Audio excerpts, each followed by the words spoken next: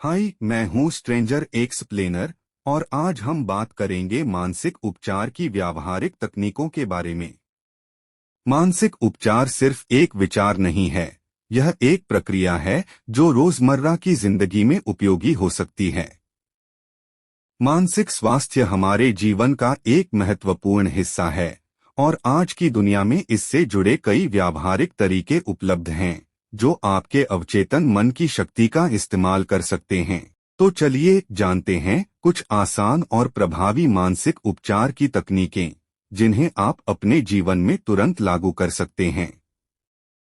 मानसिक उपचार की व्यावहारिक तकनीकें। एक, सकारात्मक पुष्टि, पॉजिटिव अफर्मेशंस। क्या आप जानते हैं कि आप अपने शब्दों के जरिए अपने मन को बदल सकते हैं? सकारात्मक पुष्टि एक ऐसा तरीका है जिससे आप अपने अवचेतन मन को सकारात्मक रूप से निर्देशित कर सकते हैं। उदाहरण के लिए, जब आप खुद से कहते हैं, मैं आत्मविश्वासी हूँ या मैं सफल हूँ, तो यह विचार आपके अवचेतन मन में गहराई से बैठ जाते हैं। नियमित रूप से सकारात्मक पुष्टि का अभ्यास करना आपके आत्मविश्वास और मानसिक स्वास्थ्य को बेहतर बना सकता है। 2, विजुअलाइजेशन। विजुअलाइजेशन का मतलब है कि आप अपनी इच्छाओं और लक्ष्यों की कल्पना करें जैसे कि वे पहले से ही सच हो गए हों। इसे मानसिक चित्रण भी कहा जा सकता है। जब आप किसी सकारात्मक परिणाम की स्पष्ट रूप से कल्पना करते हैं तो आपका अवचेतन मन उसे सच मानने लगता है और उसी दिशा में कार्य करता है। यह तकनीक खासकर तब प्रभावी होती है जब आप अपनी जीवन में किसी बड़ी सफलता या बदलाव को देखना चाहते हैं। 3, डीप श्वसन, डीप ब्रीदिंग और विश्राम तकनीकें। जब आप तनावग्रस्त महसूस करते हैं तो आपका अवचेतन मन भी उस तनाव को महसूस करता है। इस तनाव को कम करने के लिए गहरी सांस लेना और विश्राम तकनीकें बेहद प्रभावी होती हैं। हर दिन कुछ समय निकालकर गहरी सांसों के साथ रिलैक्सेशन का अभ्यास करें। इससे आपका मन शांत होगा और मानसिक शांति प्राप्त होगी। 4, ध्यान, मेडिटेशन। ध्यान एक प्राचीन लेकिन बेहद प्रभावी मानसिक उपचार की तकनीक है। रोजाना 10 से 15 मिनट का ध्यान आपके मन को शांत करता है, तनाव को कम करता है और आपकी एकाग्रता को बढ़ाता है। ध्यान से अवचेतन मन की शक्तियों का विकास होता है और आप मानसिक शांति की ओर बढ़ते हैं। 5, धन्यवाद देना, ग्रैटिट्यूड प्रैक्टिस। मानसिक उपचार का एक महत्वपूर्ण हिस्सा है अपनी जिंदगी में मौजूद अच्छी चीजों के लिए आभारी होना। धन्यवाद देने से मानसिक सकारात्मकता बढ़ती है और आप नकारात्मक भावनाओं से दूर होते हैं। यह तकनीक मानसिक संतुलन बनाए रखने में बहुत मददगार है। 5, मानसिक उपचार की व्यावहारिक तकनीकें। कोई इंजीनियर पुल या अंतरिक्ष यान बनाता है तो वह किसी जानी पहचानी तकनीक तथा आजमाई हुई योग्यताओं व तरीकों से समस्या को हल करता है। ये तकनीकें, योग्यताएं और तरीके सीखने पड़ते हैं। इसी तरह आपके जीवन को नियंत्रित और निर्देशित करने की भी जानी पहचानी तकनीकें, योग्यताएं और तरीके हैं। ये तरीके और तकनीकें मूलभूत हैं। गोल्डन गेट ब्रिज बनाने से पहले इंजीनियरों को गणित के सिद्धांत, दबाव और तनाव को समझना था। दूसरे, उन्हें अपने मस्तिष्क में खाड़ी पर उत्कृष्ट पुल की मानसिक तस्वीर बनानी थी। तीसरा कदम उस तस्वीर को साकार करने के लिए आजमाए हुए और समय सिद्ध तरीकों का इस्तेमाल करना था। जब ये तीनों कदम पूरे हो गए तो पुल बन गया और कार चलाने वालों की कई पीढ़ियां इसके पार जाने लगीं। अगर आप चाहते हैं कि आपकी प्रार्थनाओं का जवाब मिले तो आपको सही तकनीकों और विधियों से शुरुआत करनी होगी। प्रार्थना का जवाब वैज्ञानिक तरीके से मिलता है, कुछ भी संयोग से नहीं होता है। यह व्यवस्था और नियम कायदे की दुनिया है। इस अध्याय में आप अपने आध्यात्मिक जीवन के प्रकटीकरण और पोषण की व्यावहारिक तकनीक पाएंगे। आपकी प्रार्थनाओं को गुब्बारे की तरह हवा में लटके रहने की जरूरत नहीं है। उन्हें कहीं पहुंचना चाहिए और आपके जीवन में कुछ लाभ पहुंचाना चाहिए। प्रार्थना का विश्लेषण करने पर पता चलता है कि इसकी कई अलग अलग विधियां और तरीके हैं। हम इस पुस्तक में धार्मिक पूजा पाठ की औपचारिक प्रार्थनाओं को शामिल नहीं करेंगे। समूह आराधना का अपना महत्व है, लेकिन यहाँ हम उन पर ध्यान केंद्रित नहीं करेंगे। हमारा मूल ध्यान तो व्यक्तिगत प्रार्थना के उन प्रभावी तरीकों पर है जो आपकी रोजमर्रा की जिंदगी में शामिल किए जा सकें, ताकि आपको या दूसरों को मदद मिल सके। प्रार्थना किसी मनचाही चीज से जुड़े विचार का सूत्रीकरण है। प्रार्थना आत्मा की सच्ची मनोकामना है। आपकी मनोकामना ही आपकी प्रार्थना है। यह आपकी सबसे गहरी जरूरतों से निकलती है और उन चीजों को साकार करती है जिन्हें आप अपने जीवन में पाना चाहते हैं। वे लोग धन्य हैं जो धर्मपरायणता के भूखे और प्यासे हैं, क्योंकि उन्हें भरपेट मिलेगा। यही प्रार्थना की सच्ची प्रकृति है। जीवन की भूख और शांति, सद्भाव, स्वास्थ्य, खुशी और जीवन की बाकी अन्य नियामतों को पाने की कारगर अभिव्यक्ति, चेतन से अवचेतन तक विचार पहुंचाने की तकनीक। जैसा हम देख चुके हैं, प्रभावी प्रार्थना का रहस्य अवचेतन मन को इच्छित परिणाम से सराबोर करना है। ऐसा करने का एक बहुत आसान तरीका चेतन से अवचेतन मन तक विचार पहुंचाने की तकनीक है। इसमें मूलतः अवचेतन मन को प्रेरित किया जाता है ताकि यह चेतन मन के आग्रह को उसी रूप में ग्रहण कर ले। यह तकनीक सपने जैसी स्थिति में सबसे अच्छी तरह काम करती है। जान लें कि आपके इस ज्यादा गहरे अवचेतन मन में असीमित बुद्धिमत्ता और असीम शक्ति है। बस शांति से अपनी मनोकामना के बारे में सोचें। इसके साकार होने की तस्वीर इसी पल से देखना शुरू कर दें। उस छोटी लड़की की तरह बने जिसे बहुत बुरी खांसी थी और गला खराब था। उसने दृढ़ता से बार बार घोषणा की, खांसी अब जा रही है। यह अब जा रही है। चमत्कार यह हुआ कि खांसी 1 घंटे में सचमुच गायब हो गई। इस तकनीक का इस्तेमाल पूरी ईमानदारी और सहजता से करें।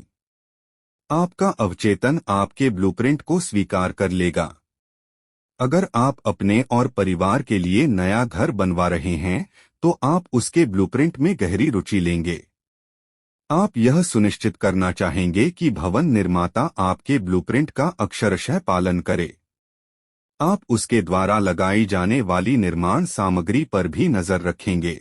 आप जानते हैं कि आपके भावी मकान का जीवन इस सामग्री की गुणवत्ता पर निर्भर करता है, इसलिए आप सर्वश्रेष्ठ सीमेंट, बिजली के तार, छत की सामग्री आदि चुनेंगे। क्या इसमें समझदारी नहीं होगी कि आप इतना ही ध्यान अपने मानसिक घर का रखें? क्या इसमें समझदारी नहीं होगी कि आप इतनी ही चिंता, खुशी और समृद्धि के अपने मानसिक ब्लूप्रिंट की करें? आपके सभी अनुभव और जीवन में दाखिल होने वाली हर चीज उन मानसिक ईंटों की प्रकृति पर निर्भर करती है जिनका प्रयोग आप अपने मानसिक घर को बनाने में करते हैं। अगर आपका मानसिक ब्लूप्रिंट डर, चिंता, तनाव या कमी से बना हो, अगर आप निराश, शंकालु और दोषदर्शी हों, तो आपकी इस मानसिक सामग्री के कारण आपके जीवन में अधिक थकान, शंका, तनाव, चिंता और सभी तरह की सीमाएं प्रकट हो जाएंगी। जीवन में सबसे मूलभूत और दूरगामी चीज वह है जो आप हर घंटे अपनी मानसिकता में बनाते हैं। आपके शब्द खामोश और अदृश्य लेकिन वास्तविक होते हैं। आप हर समय अपना मानसिक घर बना रहे हैं और आपके विचार तथा मानसिक तस्वीरें आपके ब्लूप्रिंट को दर्शाती हैं। हर घंटे, हर पल आप बेहतरीन सेहत, सफलता और खुशी का निर्माण कर सकते हैं, उन विचारों से जो आप सोचते या रखते हैं, उन विश्वासों से जिन्हें आप स्वीकार करते हैं और उन दृश्यों से जिनकी आप अपने मस्तिष्क के छिपे हुए स्टूडियो में रिहर्सल करते हैं। जिस राजसी महल के निर्माण में आप लगातार जुटे रहते हैं, वह आपका व्यक्तित्व है। इस धरती पर आपकी पहचान है, इस दुनिया में आपके जीवन की पूरी कहानी है। एक नया ब्लूप्रिंट बनाएं। वर्तमान पल में शांति, खुशी और सद्भावना के एहसास द्वारा इसे खामोशी से बनाएं। इन चीजों का दावा करने पर आपका अवचेतन आपके ब्लूप्रिंट को स्वीकार कर लेगा और इन सभी चीजों को उत्पन्न कर देगा। उनके फलों से आप उन्हें पहचान जाएंगे। सच्ची प्रार्थना का विज्ञान और कला। विज्ञान का अर्थ संयोजित, व्यवस्थित और क्रमबद्ध ज्ञान है। आइए सच्ची प्रार्थना के विज्ञान और कला के बारे में ज्यादा गौर से सोचें। यह ज्ञान जीवन के बुनियादी सिद्धांतों के बारे में है। इसमें उन तकनीकों और प्रक्रियाओं का वर्णन है जो आपके या अन्य किसी व्यक्ति के जीवन में प्रदर्शित की जा सकती हैं, जो पूरे विश्वास से उन्हें लागू करता है। आपकी तकनीक या प्रक्रिया और इसके पीछे का विज्ञान आपकी मानसिक तस्वीर या विचार पर आपके रचनात्मक मन की निश्चित प्रतिक्रिया है। मांगो और तुम्हें मिल जाएगा, खोजो और तुम पालोगे, खटखटाओ और तुम्हारे लिए दरवाजा खुल जाएगा। मैथ्यू 7:07। यह बेहतरीन पंक्ति हमें क्या बताती है? इसका स्पष्ट अर्थ है कि आप जो चीज मांगेंगे वह आपको मिल जाएगी। जब आप खटखटाएंगे तो आपके लिए दरवाजा खुल जाएगा और आप जिसे खोज रहे हैं उसे पा लेंगे। इस सबक में मानसिक और आध्यात्मिक नियमों की निश्चितता निहित है। आपके चेतन चिंतन पर आपके अवचेतन मन की असीमित बुद्धिमत्ता हमेशा सीधी प्रतिक्रिया करती है। अगर आप रोटी मांगेंगे तो आपको पत्थर नहीं मिलेगा। आपको पूरे विश्वास से मांगना होगा, तभी आपको मिलेगा। आपका मन विचार से वस्तु की ओर चलता है। जब तक मन में तस्वीर नहीं होगी तब तक मन नहीं चल सकता, क्योंकि आगे बढ़ने के लिए कुछ नहीं होगा। आपकी प्रार्थना, जो आपका मानसिक कर्म है, को पहले आपकी मानसिक तस्वीर को बनाना होगा। तभी आपके अवचेतन की शक्ति इस पर काम कर सकती है और इसे साकार कर सकती है। आपको अपने मस्तिष्क में स्वीकृति के बिंदु पर पहुंचना होगा, अविवादित और पूर्ण स्वीकृति। इसके अलावा अपनी मनोकामना की पूर्ति को पहले से देखने की खुशी तथा सुख की भावना होनी चाहिए। सच्ची प्रार्थना की कला और विज्ञान का दमदार आधार आपका यह ज्ञान तथा पूर्ण विश्वास है कि आपके चेतन मन की गतिविधि पर आपका अवचेतन मन निश्चित प्रतिक्रिया करेगा, जिसमें असीमित ज्ञान और असीम शक्ति है। इस तरीके से आपको अपनी प्रार्थनाओं का जवाब मिल जाएगा। तस्वीर की तकनीक। किसी विचार के सूत्रीकरण का सबसे सरल और स्पष्ट तरीका है इसकी तस्वीर देखना। अपने मन की आंख से इसे उतनी ही स्पष्टता से देखना जैसे यह साकार हो। आप आंख से सिर्फ वही देख सकते हैं जो बाहरी जगत में पहले से मौजूद है। इसी तरह आप मन की आंख से जो तस्वीर देख सकते हैं वह पहले ही आपके मन के अदृश्य क्षेत्रों में मौजूद होती है। जो भी तस्वीर आपके मन में है वह चाही गई अदृश्य चीजों का प्रमाण है। आप अपनी कल्पना में जो गढ़ते हैं वह आपके शरीर के किसी अंग जितना ही वास्तविक होता है। विचार वास्तविक होते हैं और वे एक दिन आपकी यथार्थवादी दुनिया में अवश्य प्रकट होंगे। शर्त सिर्फ इतनी है कि आपको अपनी मानसिक तस्वीर के प्रति निष्ठावान रहना होगा। चिंतन की यह प्रक्रिया आपके दिमाग पर छाप छोड़ देती है। यह छाप बाद में आपके जीवन में तथ्य और अनुभव के रूप में सामने आती है। आर्किटेक्ट जिस तरह की इमारत बनाना चाहते हैं, पहले उसकी तस्वीर देखते हैं। वे उसे इस तरह देखते हैं जिस तरह वे उसे पूरा देखना चाहते हैं। उनकी कल्पना और विचार प्रक्रिया एक प्लास्टिक का सांचा बन जाती है जिससे इमारत उभरेगी। यह सुंदर या बदसूरत हो सकती है, गगनचुंबी अट्टालिका या एक मंजिला मकान हो सकती है, लेकिन यह सब तस्वीर की कल्पना से शुरू होता है। आर्किटेक्ट की मानसिक तस्वीर कागज पर आकार लेती है। अंततः कॉन्ट्रैक्टर और भवन निर्माता आवश्यक सामग्री इकट्ठी करते हैं और इमारत बनने लगती है। पूरी होने पर यह आर्किटेक्ट के मानसिक ढांचे के अनुरूप होती है। मैं श्रोताओं के सामने भाषण देने से पहले हमेशा तस्वीर की तकनीक आजमाता हूँ।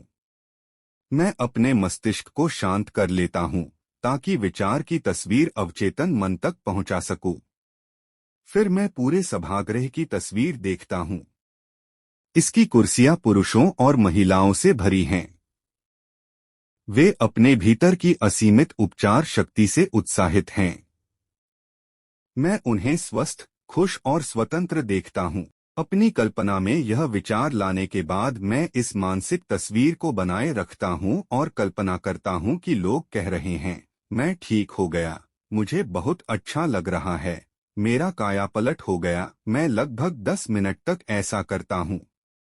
मैं खुद को यह एहसास दिलाता हूँ कि हर व्यक्ति का मन और शरीर प्रेम, पूर्णता, सुंदरता से भरा है। मेरा एहसास उस बिंदु पर पहुंच जाता है जहां मैं मन में जनता की आवाजें सुन सकता हूं जो उनकी सेहत और खुशी की घोषणा करती हैं।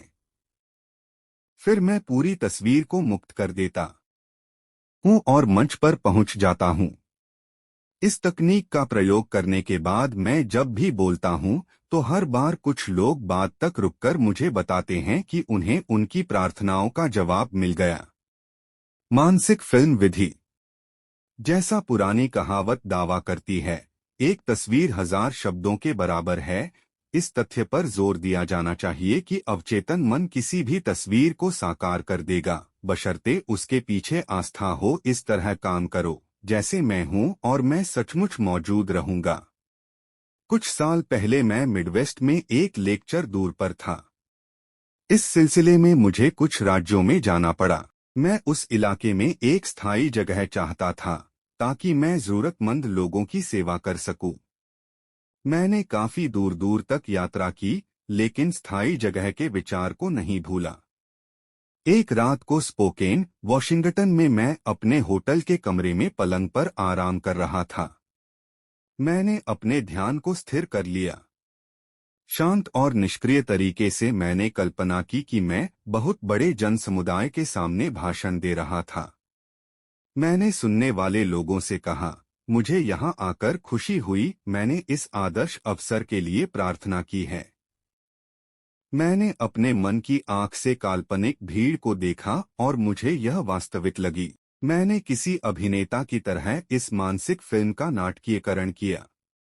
मैंने संतुष्टि महसूस की कि यह तस्वीर मेरे अवचेतन मन तक पहुंच रही है, जो अपने तरीके से इसे वास्तविकता में बदल देगा।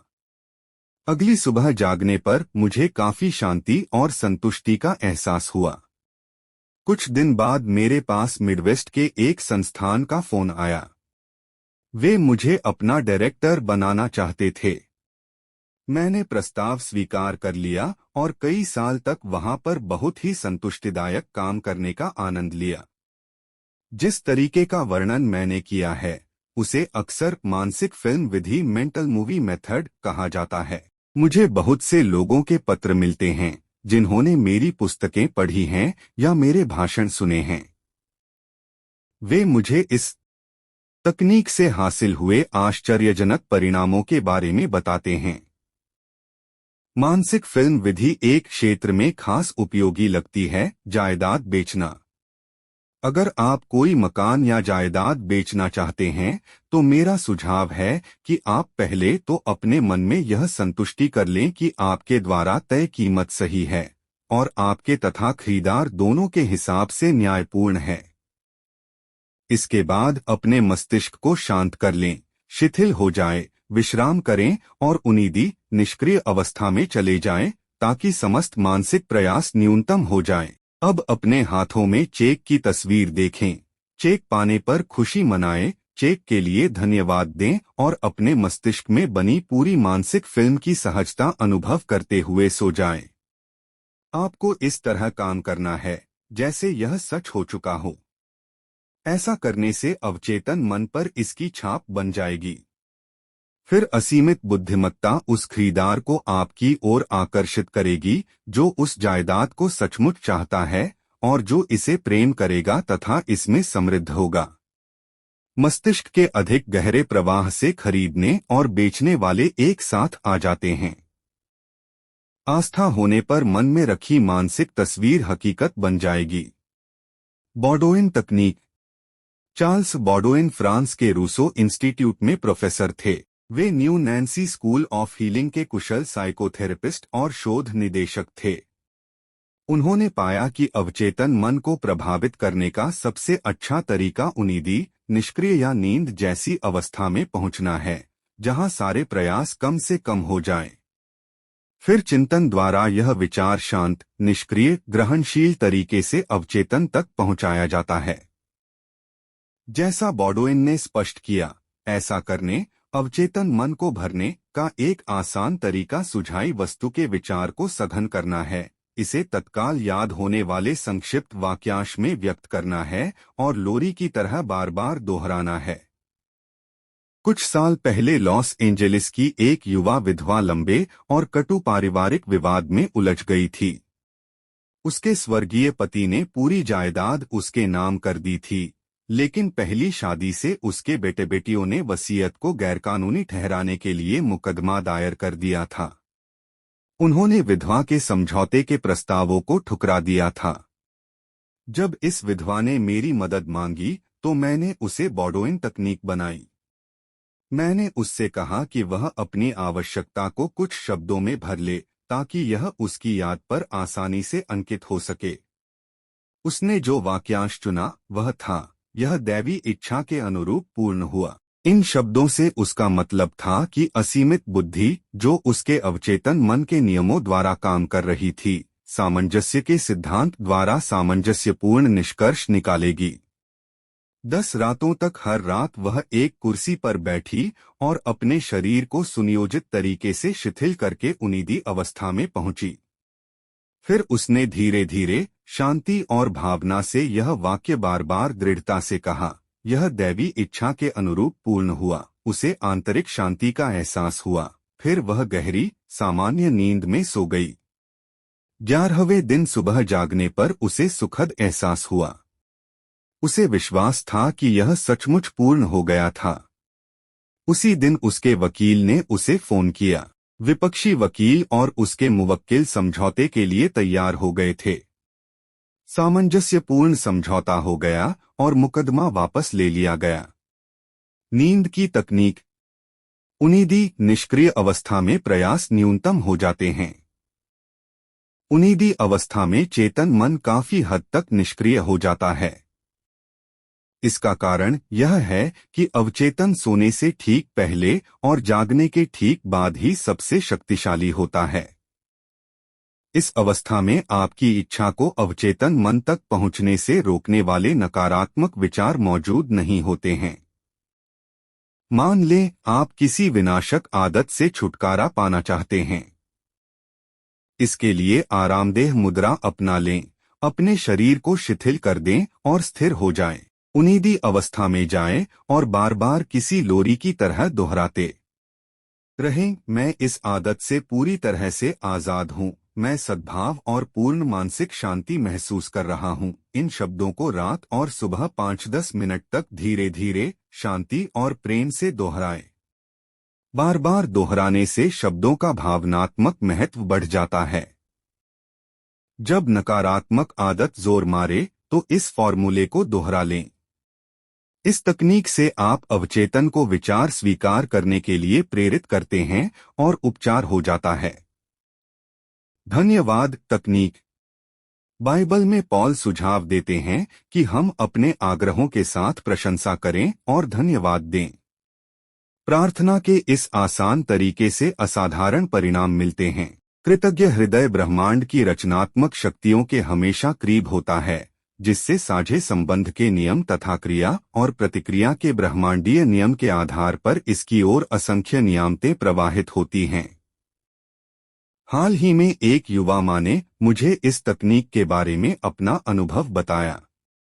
उन्होंने कहा, मेरी नौकरी छूट गई थी और मैं दिवालिया थी। मेरे 3 बच्चे थे जिनका मुझे पेट पालना था। मैं नहीं जानती थी कि मदद के लिए किधर जाऊं। फिर मैंने आपकी यह बात सुनी कि हमारी प्रार्थनाओं का जवाब मिलने से पहले ही हमें कृतज्ञ होकर धन्यवाद देना चाहिए।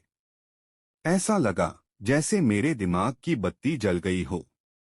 मैं समझ गई कि मुझे इसे आजमाना ही होगा। हर रात और सुबह 3 हफ्ते तक वह महिला ये शब्द दोहराती रही, परमपिता, मेरी दौलत के लिए धन्यवाद। उसने यह काम शिथिल, शांत अवस्था में किया और तब तक करती रही जब तक कि कृतज्ञता की भावना उसके दिमाग पर हावी नहीं हो गई। उसने कल्पना की कि वह अपने भीतर की असीमित शक्ति और बुद्धिमत्ता का आह्वान कर रही है। हालांकि जाहिर है वह रचनात्मक बुद्धिमत्ता या असीमित मस्तिष्क को देख नहीं सकती थी। वह आध्यात्मिक अनुभूति की अंदरूनी आंख से देख रही थी और उसे यह एहसास था कि दौलत की उसकी विचार छवि पहला कारण, फर्स्ट कॉज था, जिससे उसे धन, प्रतिष्ठा और भोजन मिलेगा। उसकी विचार भावना दौलत से उत्प्रोत थी, जिस पर किसी तरह की परिस्थिति का प्रभाव नहीं पड़ा था। बार बार धन्यवाद परमपिता दोहराकर महिला का दिलोदिमाग स्वीकृति के बिंदु तक पहुंच गया। जब उसके मन में कमी, गरीबी और रोग के विचार आते थे तो वह आवश्यकतानुसार बार बार कहती थी, धन्यवाद परमपिता। वह जानती थी कि अगर वह कृतज्ञ नजरिया रखेगी तो उसका दिमाग दौलत के विचार को ग्रहण कर लेगा। यही हुआ। उस महिला की प्रार्थना का एक रोचक परिणाम मिला। प्रार्थना शुरू करने के कुछ समय बाद उसे रास्ते में एक पूर्व नियोक्ता मिला, जिससे वह 5 साल से नहीं मिली थी। पूर्व नियोक्ता ने उसके सामने अच्छी तनख्वाह वाली नौकरी देने का प्रस्ताव रखा। उसने उसे कर्ज भी दिया ताकि वह पहली तनख्वाह मिलने तक काम चला सके। उस महिला ने मुझसे कहा, मैं धन्यवाद परम पिता की अद्भुत शक्ति को कभी नहीं भूल पाऊंगी। इसने मेरे लिए चमत्कार किया है।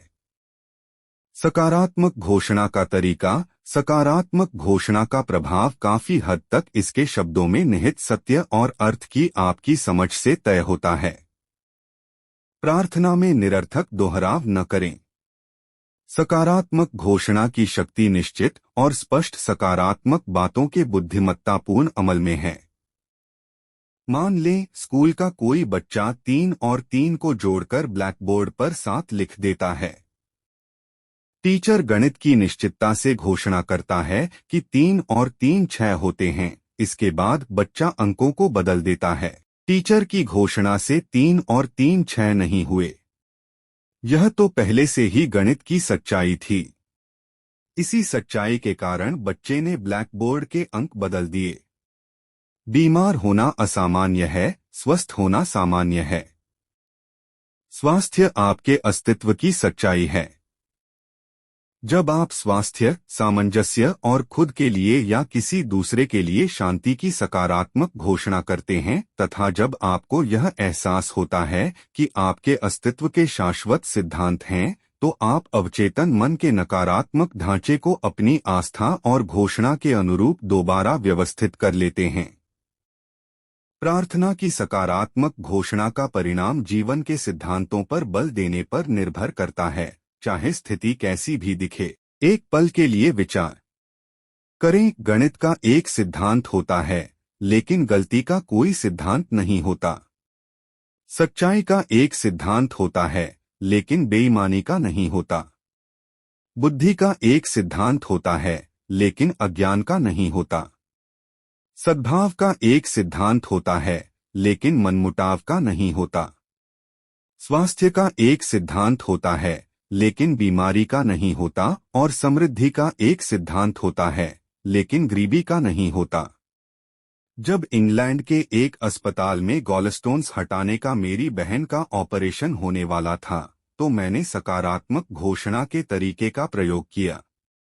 अस्पताल की जांचों और एक्सरे में उसके रोग की पुष्टि हो चुकी थी। उसने मुझसे अपनी सेहत के लिए प्रार्थना करने को कहा।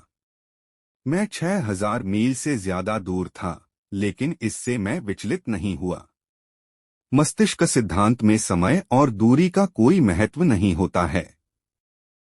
असीमित मन या बुद्धिमत्ता एक ही समय में हर बिंदु पर पूरी तरह मौजूद रहती है।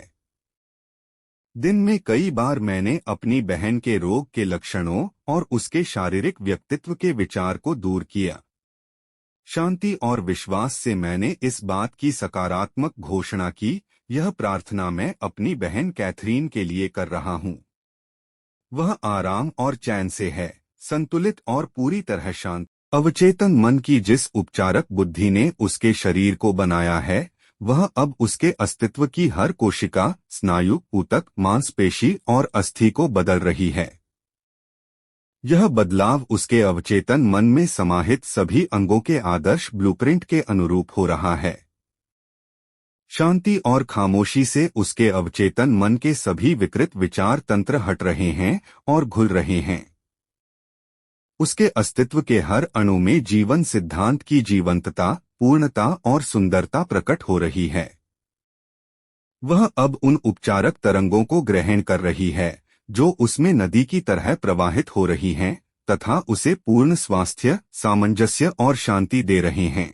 सारी विकृतियां और कुरूप छवियां अब उसमें प्रवाहित हो रहे प्रेम तथा शांति के असीमित समुद्र से धुल रही हैं। यही हो रहा है। 2 सप्ताह बाद मेरी बहन की एक बार फिर जांच हुई।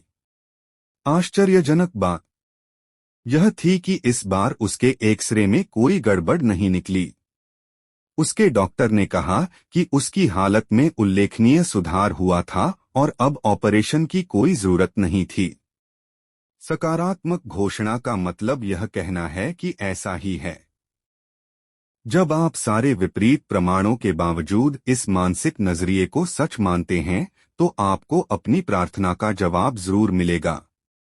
ध्यान दें, आपका विचार नकारात्मक नहीं, सिर्फ सकारात्मक घोषणा करता है, क्योंकि अगर आप किसी चीज से इनकार करते हैं, तब भी आप दरअसल उस चीज की उपस्थिति को स्वीकार तो कर ही रहे हैं। सकारात्मक घोषणा को दोहराना, यह जानना कि आप क्या कह रहे हैं और क्यों कह रहे हैं, मस्तिष्क को चेतना की उस अवस्था की ओर ले जाता है जहां यह आपकी कही बात को सच मान लेती है।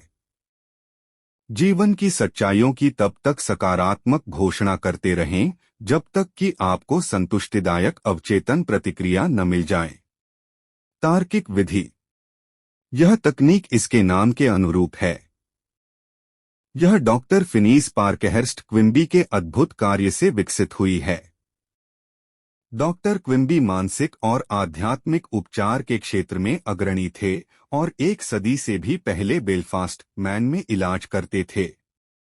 वे दरअसल मनोदैहिक, साइकोसोमैटिक चिकित्सा के जनक और प्रथम मनोविश्लेषक थे।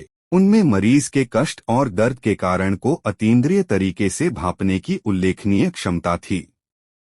संक्षेप में कहा जाए तो तर्कपूर्ण विधि, जिसका प्रयोग क्विम्बी ने इतनी सफलता से किया था, आध्यात्मिक तर्क पर आधारित है।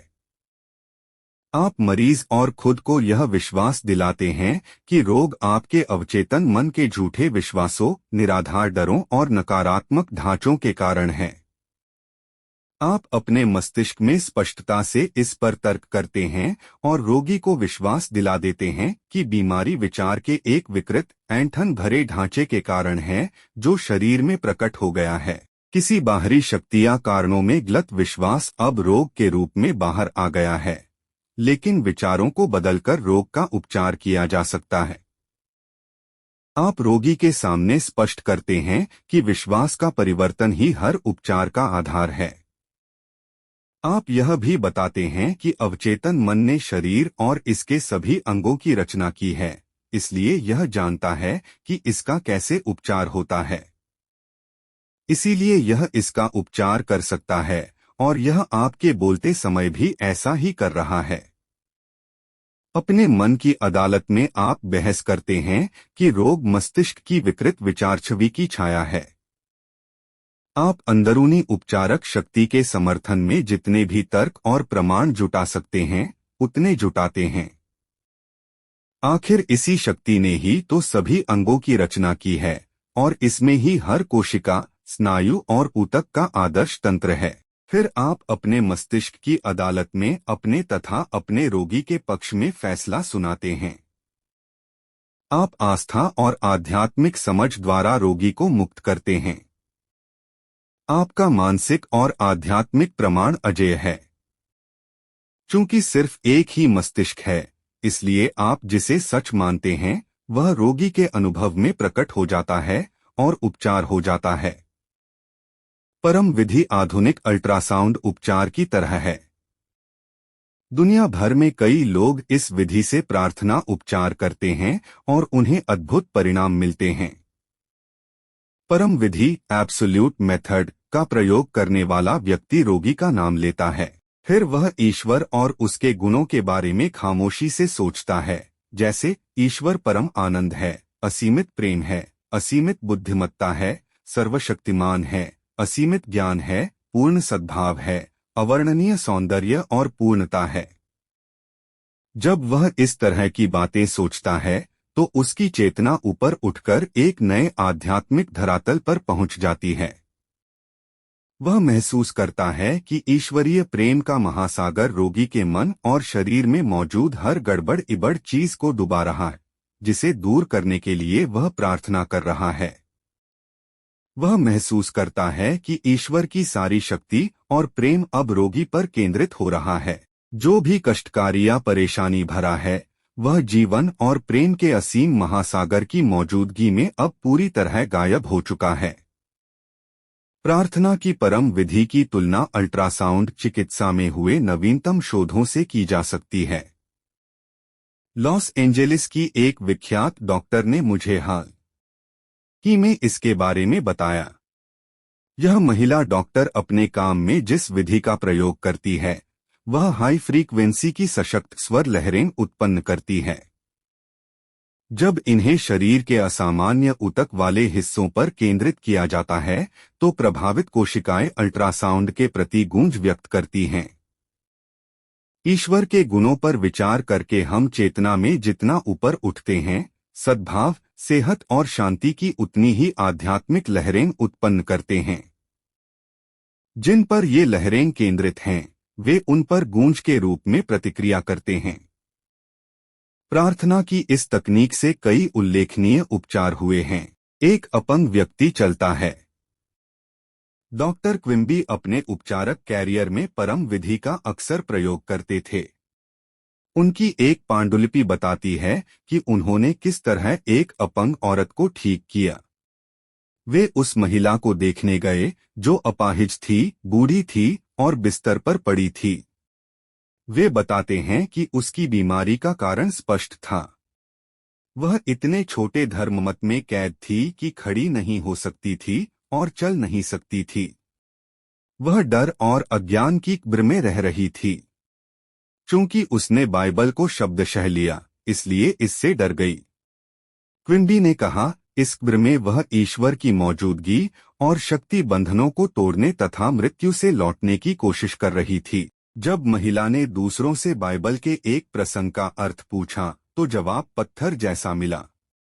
फिर वह जीवन की रोटी की भूख महसूस करने लगी। डॉक्टर क्विम्बी ने उसके मामले का निदान करते हुए कहा कि उसका दिमाग रोमांच और डर के कारण अवरुद्ध हो गया है, इसलिए वह बाइबल के उस प्रसंग का अर्थ स्पष्ट नहीं समझ पाई है। इससे उसके शरीर में भारी और मंद भाव आ गया, जो लकवे में बदल गया। इस मोड़ पर क्विम्बी ने उससे पूछा कि बाइबल की इन पंक्तियों का क्या मतलब है। थोड़े समय के लिए मैं तुम्हारे साथ हूँ और फिर मैं उस परमपिता के पास चला जाऊंगा जिसने मुझे भेजा है। तुम मुझे खोजोगे, लेकिन मैं तुम्हें नहीं मिलूंगा, और जहां मैं हूं वहां तुम आ नहीं सकते। जॉन 7:33-34। उसने जवाब दिया कि इसका मतलब यह है कि ईसा मसीह स्वर्ग चले गए। क्विम्बी ने उसे इसका वास्तविक अर्थ समझाया। उन्होंने बताया कि उसके साथ थोड़े समय रहने का मतलब उसके लक्षणों, भावनाओं और कारणों का स्पष्टीकरण है। उसे उस महिला की हालत पर करुणा और सहानुभूति होती है, लेकिन वह इस मानसिक अवस्था में नहीं रह सकता। अगला कदम उसके पास जाना है जिसने हमें भेजा है। क्विम्बी ने बताया कि इसका इशारा हम सभी में मौजूद ईश्वर की रचनात्मक शक्ति है। क्विम्बी ने तत्काल अपने मन की यात्रा की और दैवी संपूर्णता पर मनन किया, यानी ईश्वर की जीवंतता, बुद्धिमत्ता, सद्भाव और शक्ति बीमार व्यक्ति में काम कर रही है। उन्होंने महिला से कहा, इसलिए जहां मैं हूं वहां तुम नहीं आ सकती, क्योंकि तुम अपने संकरे संकुचित विश्वास में रोगग्रस्त मौजूद हो, जबकि मैं स्वस्थ हूँ।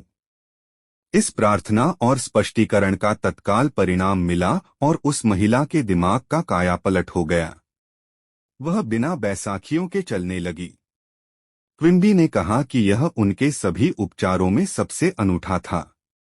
वह बिल्कुल गलत थी और उसे सजीव करना या सत्य समझाना मुर्दे को जीवित करने जैसा था। क्विम्बी ने ईसा मसीह के पुनर्जीवन रिसरेक्शन को उस महिला के खुद के स्वास्थ्य पर लागू किया। इसका उस महिला पर सशक्त प्रभाव पड़ा। क्विम्बी ने यह भी स्पष्ट किया कि उसने जो सच स्वीकार किया था वह ऐसा देवदूत या विचार था जो डर, अज्ञान और अंधविश्वास के पत्थर को लुढ़का देता था। इससे ईश्वर की उपचारक शक्ति मुक्त हुई, जिसने उसे स्वस्थ कर दिया। आदेश विधि। हमारे शब्दों में शक्ति उनके पीछे की भावना और विश्वास के अनुरूप आती है। जब हमें यह एहसास होता है कि हमारे शब्दों के पीछे दुनिया को हमारे पक्ष में चलाने वाली शक्ति है, तो हमारा आत्मविश्वास बढ़ जाता है। आप इसमें और ज्यादा शक्ति जोड़ने की कोशिश नहीं करते हैं। इसमें किसी तरह का मानसिक दबाव, बल प्रयोग या मानसिक कुश्ती नहीं होनी चाहिए। एक युवती ने आदेश विधि डिक्री मेथड का इस्तेमाल एक युवक पर किया जो लगातार उसे फोन करके तंग कर रहा था और डेटिंग पर चलने के लिए दबाव डाल रहा था। उससे छुटकारा पाना युवती को बहुत मुश्किल लग रहा था। जब वह उसके ऑफिस में भी आने लगा तो युवती समझ गई कि अब उसे तत्काल कोई प्रभावी कदम उठाना होगा। दिन में कई बार वह खुद को शांत अवस्था में लाकर बार बार यह आदेश देने लगी, मैं जे.आर. को ईश्वर के लिए मुक्त करती हूँ। वह हर समय अपनी सही जगह पर है। मैं स्वतंत्र हूँ और वह स्वतंत्र है। मैं अब आदेश देती हूँ कि मेरे शब्द असीमित मस्तिष्क में पहुंचकर इसे वास्तविक बना दे। ऐसा ही हो। उसने बताया कि युवक उसकी जिंदगी से तत्काल गायब हो गया। वह उस युवती को दोबारा नहीं दिखा। वह कहती है, ऐसा लगा जैसे उसे जमीन निगल गई हो।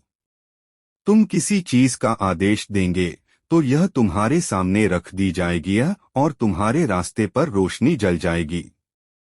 जॉब 22:28। वैज्ञानिक सच्चाई से लाभ लें। एक मानसिक इंजीनियर बने और अधिक व्यापक तथा महान जीवन बनाने के लिए आजमाई हुई और समयसिद्ध तकनीकों का प्रयोग करें। 2. आपकी मनोकामना आपकी प्रार्थना है। इसी समय अपनी मनोकामना पूरी होने की तस्वीर बनाएं और इसकी वास्तविकता महसूस करें। आपकी मनोकामना सचमुच पूरी हो जाएगी। 3 चीजों को आसान तरीके से हासिल करने की इच्छा करें मानसिक विज्ञान की अचूक मदद से। 4. आप अपने मन के स्टूडियो में सोचे गए विचारों से अच्छी सेहत, सफलता और खुशी की तस्वीरें बना सकते हैं। 5. वैज्ञानिक रूप से प्रयोग करते रहें जब तक कि आप खुद के सामने यह साबित न कर दें कि आपकी चेतन सोच पर आपके अवचेतन मन की असीमित बुद्धिमत्ता की हमेशा सीधी प्रतिक्रिया होती है। 6. अपनी मनोकामना की निश्चित उपलब्धि के पूर्वानुमान में खुशी और आराम अनुभव करें। आप अपने मस्तिष्क में जो तस्वीर रखें वह उन चीजों की होनी चाहिए जिनकी उम्मीद तो हो लेकिन प्रमाण न हो। 7. एक मानसिक तस्वीर 1000 शब्दों के बराबर है। आप आस्था से अपने मन में जिस तस्वीर को रखेंगे आपका अवचेतन उसे हकीकत में बदल देगा। 8. प्रार्थना में किसी तरह की जबरन कोशिश या मानसिक दबाव का प्रयोग न करें। उन्नीदी निष्क्रिय अवस्था में पहुंच जाएं और इस एहसास के साथ सोने जाएं कि आपकी प्रार्थना का जवाब मिल रहा है। 9. याद रखें, कृतज्ञ हृदय हमेशा ब्रह्मांड की समृद्धि के करीब होता है। 10. सकारात्मक घोषणा करने का मतलब यह कहना है कि ऐसा ही है और विपरीत प्रमाणों के बावजूद जब आप इस मानसिक नजरिए को सच मानते हैं तो आपको प्रार्थना का जवाब मिलेगा। 11. ईश्वर के प्रेम और महिमा के बारे में सोचकर सद्भाव, सेहत और शांति की लहरें उत्पन्न करें। 12 आप जो आदेश देते हैं और जिसे सच महसूस करते हैं वह सच हो जाएगा। सद्भाव, सेहत, शांति और समृद्धि के आदेश दें। आज हमने सीखा कि मानसिक उपचार की व्यावहारिक तकनीकें कैसे आपके जीवन को सकारात्मक रूप से प्रभावित कर सकती हैं। सकारात्मक पुष्टि, विजुअलाइजेशन, ध्यान और धन्यवाद देने जैसी तकनीकें आपके अवचेतन मन की शक्ति को जागृत करने में मदद कर सकती हैं। मुख्य बिंदुओं का संक्षेप में पुनरावलोकन। 1 सकारात्मक पुष्टि से आप अपने मन को सकारात्मक रूप से निर्देशित कर सकते हैं। 2 विजुअलाइजेशन से आप अपने लक्ष्यों और इच्छाओं को साकार कर सकते हैं। 3 ध्यान और गहरी सांस लेने से आप मानसिक शांति पा सकते हैं। 4 धन्यवाद देना मानसिक उपचार का एक बेहतरीन तरीका है। अगर आपको यह वीडियो पसंद आया हो तो इसे लाइक करें और सब्सक्राइब करना न भूलें। और अगर आपके पास कोई सवाल है या आप कुछ और जानना चाहते हैं तो कमेंट में जरूर बताएं। मैं हूं स्ट्रेंजर एक्सप्लेनर और याद रखें, मानसिक उपचार की शक्ति आपके हाथों में है, बस इसे सही तरीके से इस्तेमाल करना सीखें।